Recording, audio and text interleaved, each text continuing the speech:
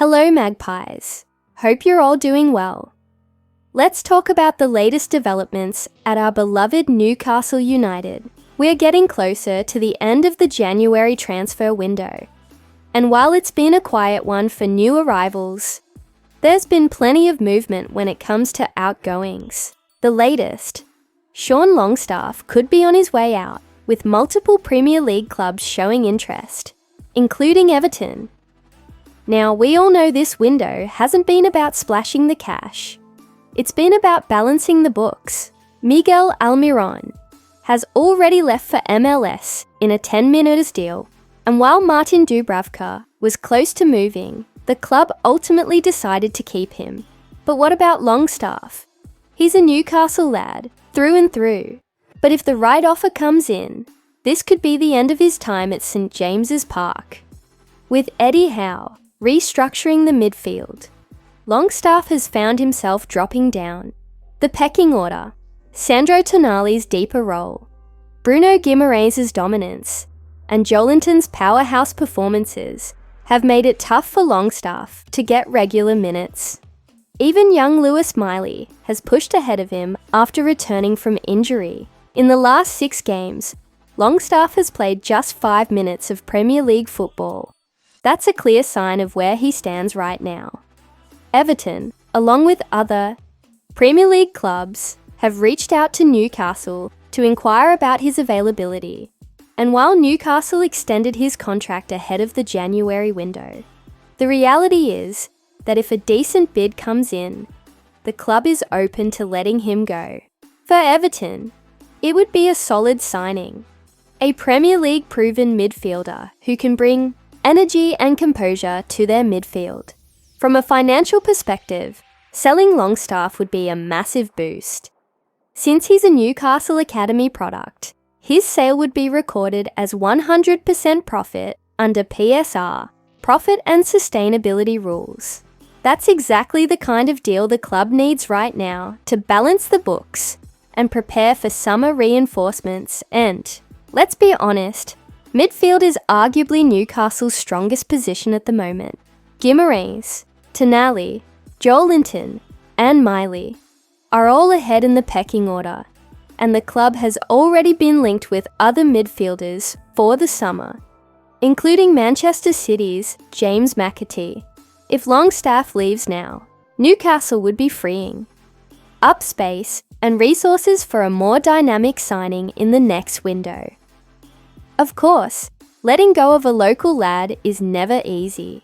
Longstaff has been part of the club for years and has had some great moments in black and white, but football is ruthless. And if there's a good deal on the table, it might be time for both parties to move on. So, Magpies, what do you think? Should Newcastle cash in on Longstaff now? Or does he still have a role to play this season? Let me know in the comments. Stay tuned because we're not done yet. There's more transfer news coming up. And trust me, you'll want to hear this one. Alright, Magpies, let's dive into another exciting transfer update. We all know how crucial Alexander Isak has been for Newcastle this season. He's been nothing short of sensational, but Newcastle are keeping an eye on another top striker. For the summer, Benjamin Sesko.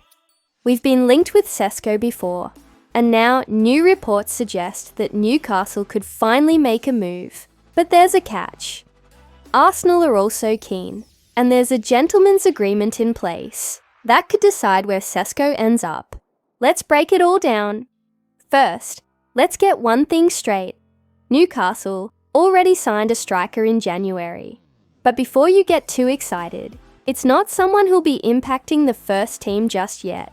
18-year-old Kyle Fitzgerald is set to join up with the under-21s.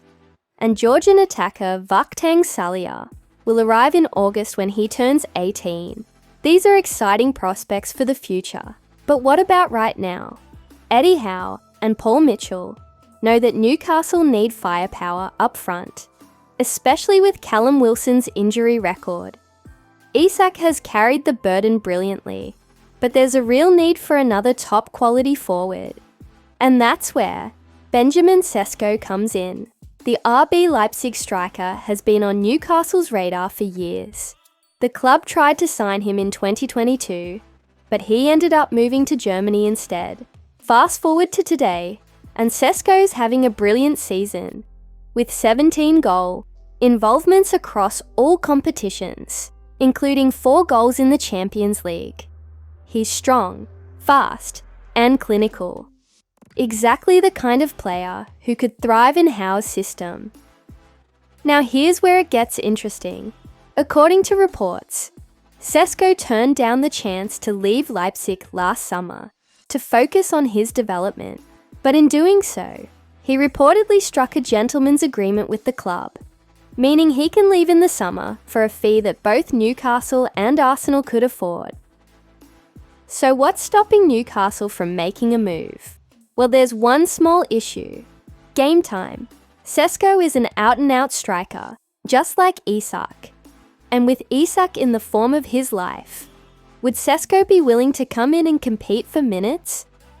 Arsenal might have an easier time fitting him into their squad, which could give them an advantage in the race. But let's be real, if Newcastle qualify for the Champions League, that changes everything.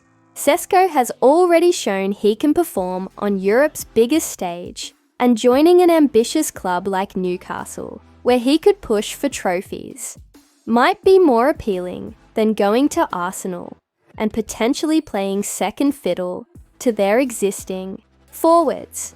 Of course, before Newcastle think about bringing in another striker, they need to make sure Isak stays. Arsenal have been sniffing around, but Newcastle have made their stance crystal clear.